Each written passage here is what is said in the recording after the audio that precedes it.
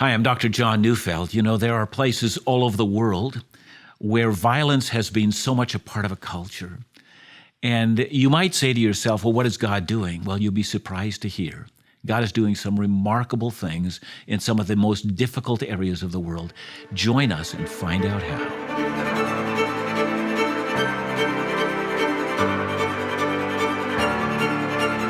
It's important to face these realities because unless we do, we'll never know what to do next.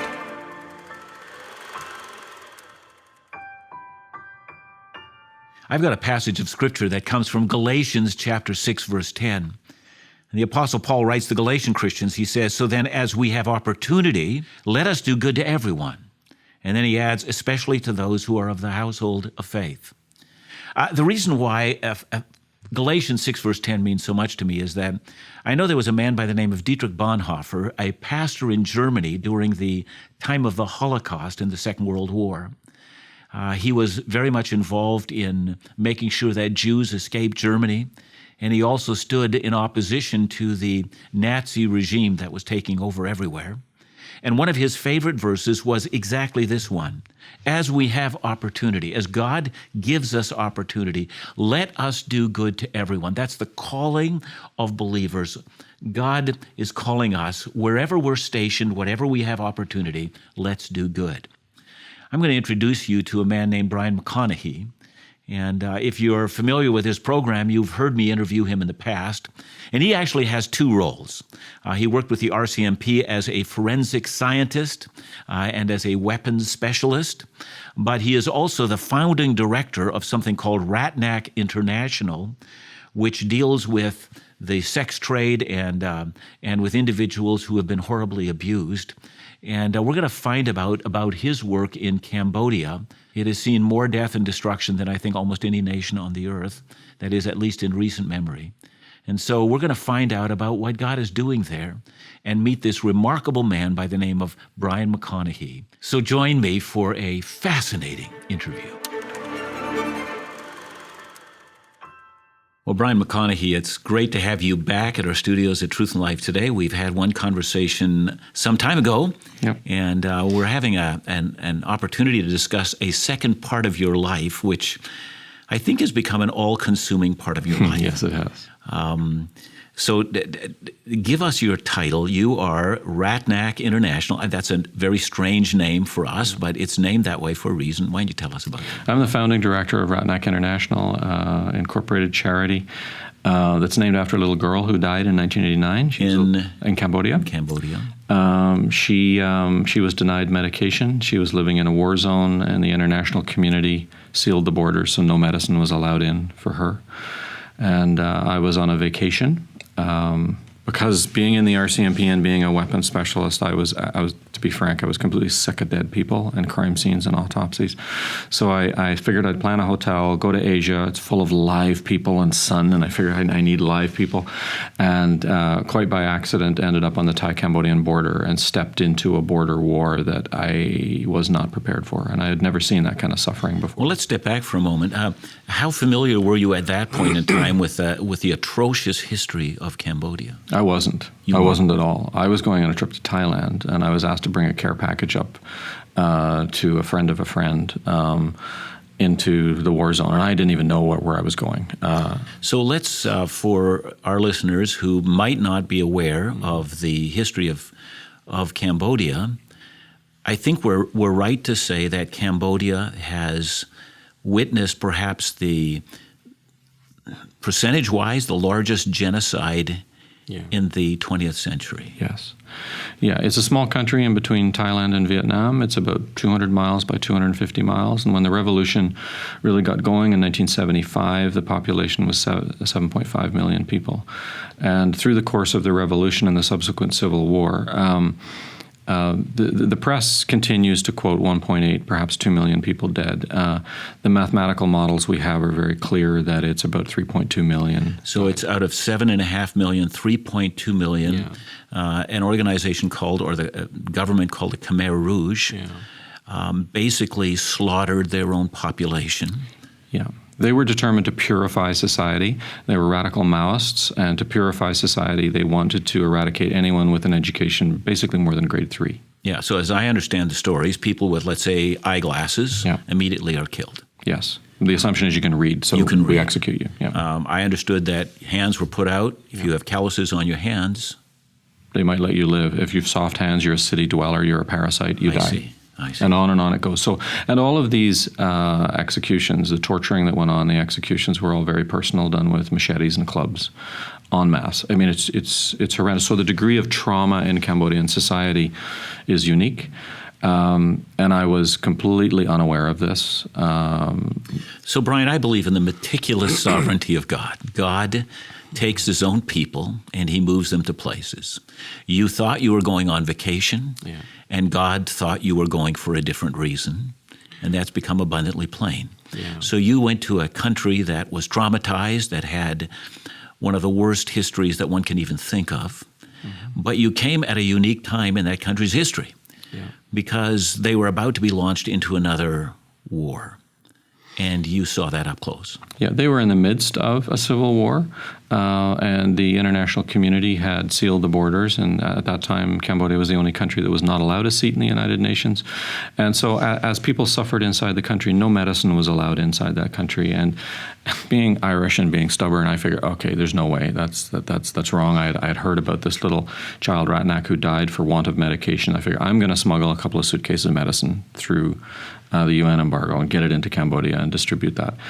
Because if you have the right medication, you can impact numerous lives just with a couple of suitcases. So I just called it Ratanak Project, my little project in memory of the little child Ratanak. And what I didn't plan for, and God didn't consult with me at all on this, was that he gave me 9 tons of medication. So now I'm sitting in Vancouver with 9 tons of medication. These 9 tons came to be because individuals were aware of what you were doing? Local hospitals found out what I was doing and started to donate meds. And so I ended up with this storage locker with hundreds of thousands of dollars of medication. I mean, it was phenomenal. And a lot of it had to do with the fact that you were working in a crime scene investigation, so you're dealing with hospitals and medication on a regular basis. I was in the hospitals a lot, and so I was comfortable in that environment. I didn't know any of the administrators that control drug inventory. But how did word get out? I just started knocking on doors in hospitals and saying, I want meds. If they're close to expiry date and you can't use them, I'll take them. So now you're left with individuals being far more generous than you had ever imagined. Absolutely. Yeah. And you're left with all these tons of medication. How do you move that, and how do you move it in such a way that it gets to... how do you move it through a UN embargo that the Canadian government support when you're a member of the RCMP? So being a member of the Royal Canadian Mounted Police, there's certain responsibilities, and you've taken oaths of allegiance to the Queen and the government and the Commissioner of the RCMP, and it became blatantly apparent that if I'm to do this and basically bring this medication into what's considered an enemy state, I have to figure out, does what Christ requires of me, does that trump those oaths I have taken? And so when you're a young person and you've got kind of the perfect, exciting job that you've longed for, the bar is high. And yet it became very clear that Christ's demands being made of me were greater than those of government. And if I lost my job, I lost my job. So I learned how to buy a container, ship a container, smuggle a container. And we got it into Cambodia, and we broke the embargo. And the communist government at the time, they had overthrown the Khmer Rouge, but were still a Vietnamese-backed government.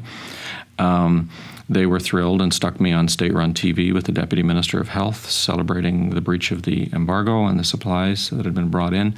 And I'm trying to keep a low profile. And going on state-run TV is not the way to do that. So to say I was politically incorrect would have been an understatement. And yet my job was preserved remarkably.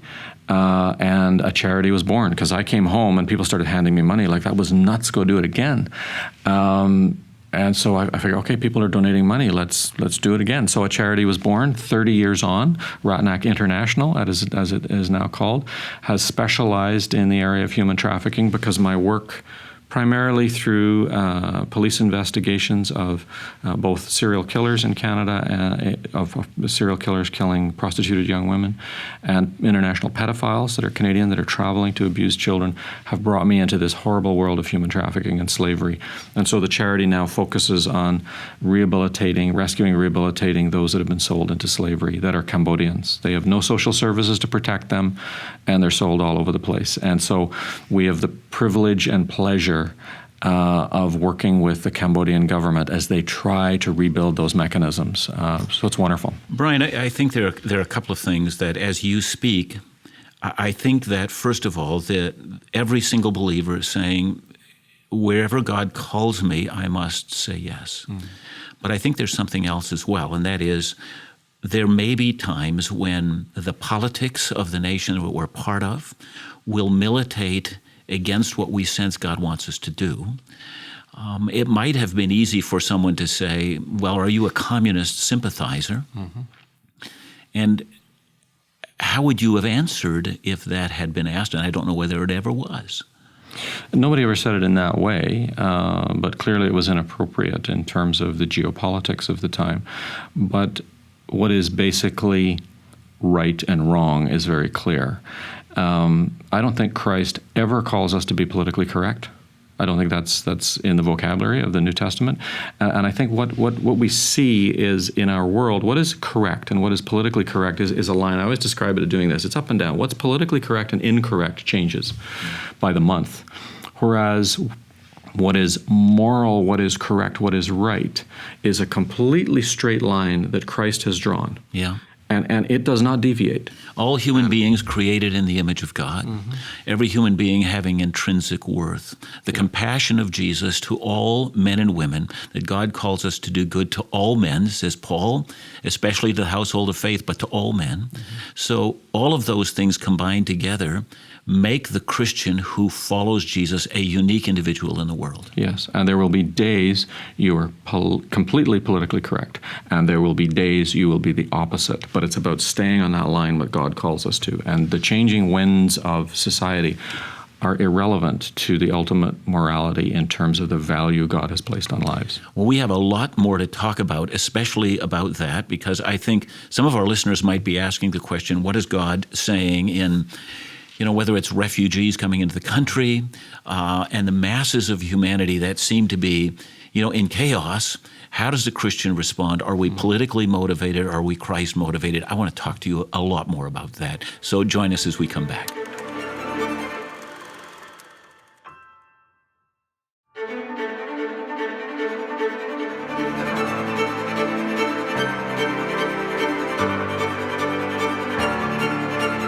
It's important to face these realities because unless we do, we'll never know what to do next.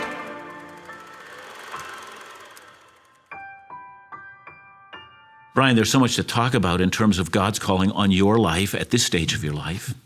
But I do want to talk about sex slavery, which you have been a part of and ministering to that very nasty part of the world.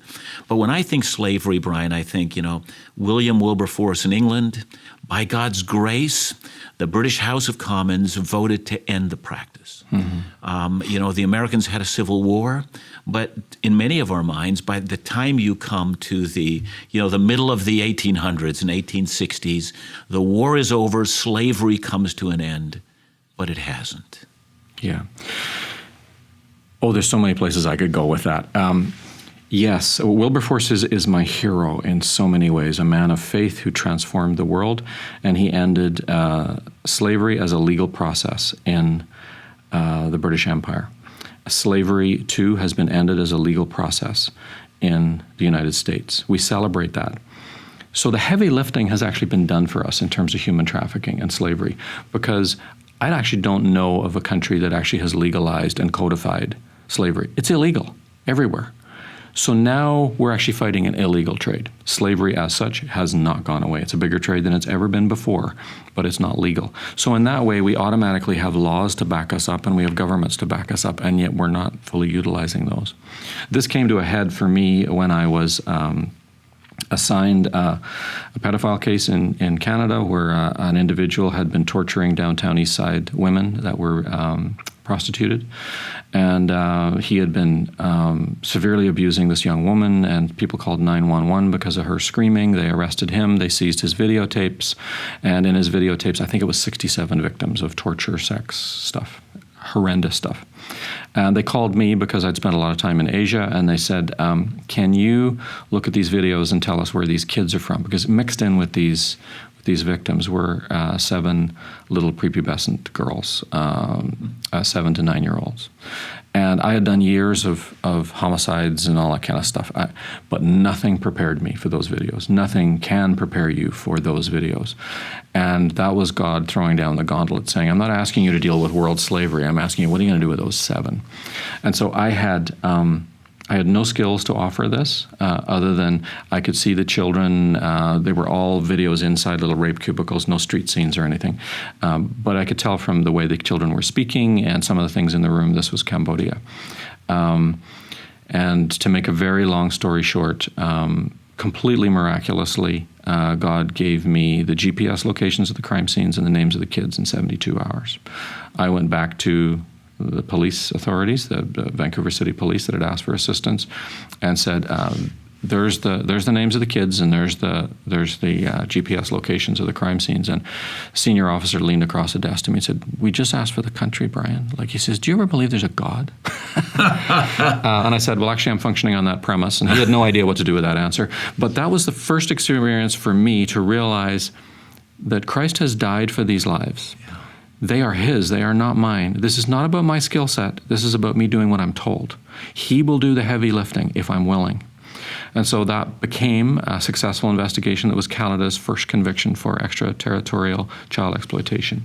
We've done numerous cases since then. So that was a very exciting time for me to see God working way outside my skill box, because I'm one of those controlled forensic science kind of people. I like to have my faith in a little box that I can control it. And God constantly calls me to be working outside my comfort zone, constantly where I do not have skills, where I feel overwhelmed. And I have learned to rely on him when I walk into circumstances, be they crime scenes in Cambodia or horrible situations of prostitution or trafficking of individuals. And I'm saying, I don't have the skills, I don't have what I need, I can't cope with this. And the voice behind my head that I'm now familiar with hearing is Christ saying, I have the skills, I'm not surprised. I can deal with this. Who are you working for? Are you working for yourself? Or are you working for me? Yeah. And so relying on him has been a real challenge and a wonderful experience to see he shows up when I am out of my skills. So I'm no longer afraid of working outside my skill set. No, I'm still terrified. I've just learned to do it anyway. And he shows up and transforms lives. You know, your skill set has been as a crime scene investigator. You've forensic scientist. It's multifaceted, yeah. Uh-huh. And in some ways, God has continued to use those very skills. Mm-hmm. But when you talk about going beyond that, I mean, I don't know that you were trained to be an international worker, an aid worker. No. And I think what you are saying is that individuals that leave themselves entirely in God's sovereign care may find that God directs them to areas that they would never have anticipated outside of their skill set. Yeah. You know, when I think about Paul in 2 Corinthians chapter 12, he's given a thorn in the flesh. It's a messenger of Satan, so it torments him. And yet he says, so that I might realize, that it's my weakness where Christ is made strong. Mm-hmm. Now, whether or not one's dealing with a personal illness or a calling in which we find we have no skills, Christ loves to exalt his power in the midst of our weakness. Yeah. Are you finding that? Yeah, we cannot wait to exercise our faith until we feel comfortable and competent. We can't. It's not about us. It's about him, and it's about stepping out when we feel uncomfortable, when we feel unqualified. And that's where he says, that weakness, I will use that, because you're reliant on me. You're not reliant on your skills, your qualifications, your certifications. You're reliant on me. And so it's very, very challenging. So I've learned a bunch of things about following him, even when everything in me is screaming not to follow him. I have also learned that he can deal with lives, no matter what condition they're in. So, I deal with lives in Cambodia now. Some children that have been rescued. These are children that have been sexually assaulted thousands of times. Thousands, that people have said they're too broken, they're too damaged psychologically, physically, emotionally, socially, they'll never reintegrate, it's a mess, don't even go there. I beg to differ because I work for the great physician. It's his skills, not mine. And he can claim these lives back. And I know many vibrant young Christian lives that were thrown away by the world, that have been assaulted hundreds, some of them thousands of times, who now serve the Lord, who are moms, who are married to husbands that adore them, who have children, even though the medical examiners, once we rescued them, said they're too badly damaged, they'll never have kids. Wrong. God rebuilds lives. And so the message there, which is so exciting for me, is while we're not dealing with human trafficking in Cambodia in our own personal lives, as we sit in Canada or North America, there is not a circumstance in our life Christ can't deal with. You can't get to the stage where you can go to Christ and say, well, here's my package. And Christ says, I love you, I died for you, I went through so much for you, but I'm sorry, that's just over the line, I can't go there. You can't get there. There is nothing you can bring to him that shocks him. He's dealt with it all, and he can say, bring it to the table, and he'll say, I can deal with that, I can deal with that, I can deal with that. I can redeem all of this. Furthermore, I can do more than redeem it. Even the most tragic circumstances in our lives, he can frequently, not always, but frequently say, I will actually use that to bless others. Wow. I will take the brokenness and I will turn that into the healing of others. And you will actually see it. While it's not a gift anybody would want, I will take those tormented times in our lives, those areas of suffering, and I will use those to build you into a person that you can minister to other people suffering. It's an incredible process. I want to do a little ad with you. So, Ratanak International, if somebody's listening to this right now and says, look, I want to partner with that, how do they do that? You can go on the website, ratanak.org, Ratanak. It's the name of the little girl, the first one that died that I never met in life. So you can go on the website. Please donate. You can go on Facebook and look for Ratanak International. We post almost every day. Good. On stuff that's happening, the rescues that occur, the rehabilitation, the struggles we're dealing with. And the most exciting thing at the moment is God has opened up so many boundaries for us with, we're dealing with over 140 lives right now in active human trafficking files. But the Cambodian government, who very naturally and appropriately mistrusts the Western governments and Western individuals, has grown to trust us. We've been at this 30 years, and we have the privilege of partnering with them. See, and the reason I ask that is because God has given you a marvelous mission to pursue. And there is I'm sure that there's both an awesome responsibility. There's the evil that you encounter, but there's also this marvelous opportunity. But, David said something when he attacked the Amalekites, that the men that kept the baggage and the men that went to war with him shared in the reward together. And I want to say that, when there are those that partner together with those of us who are in full-time ministry, that the partners who partner with us share the reward with us. So thank you so much for coming. Thank you for sharing a little bit about your ministry and about the grace of God and what all of that means.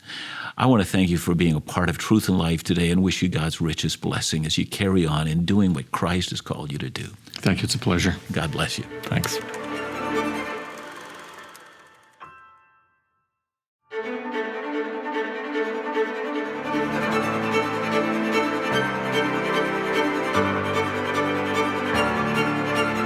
It's important to face these realities because unless we do, we'll never know what to do next.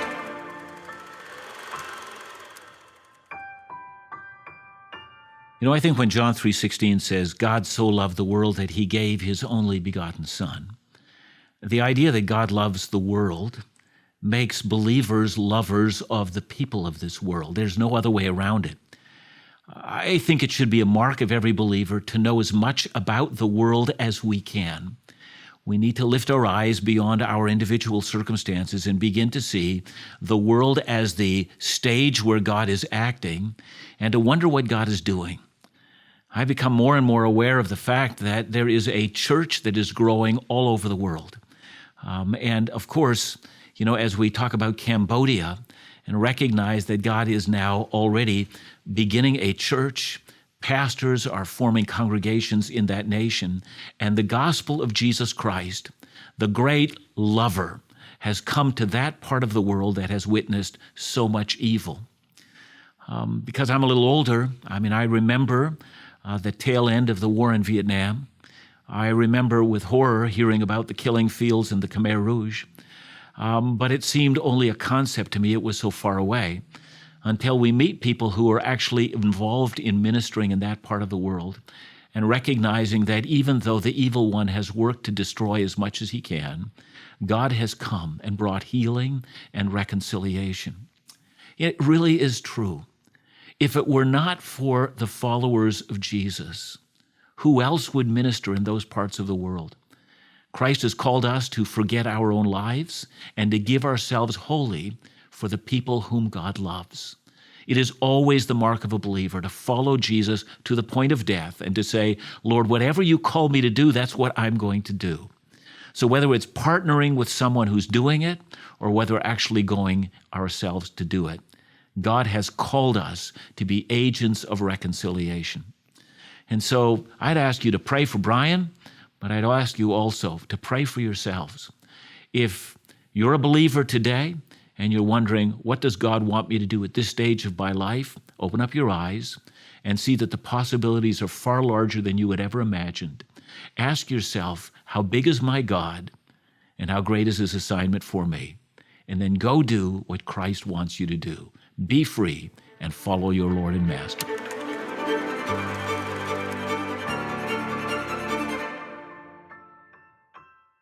Thanks for joining us today, and please make sure to subscribe to our YouTube channel for more interviews, episodes, and Bible teaching content. Thanks for joining us today.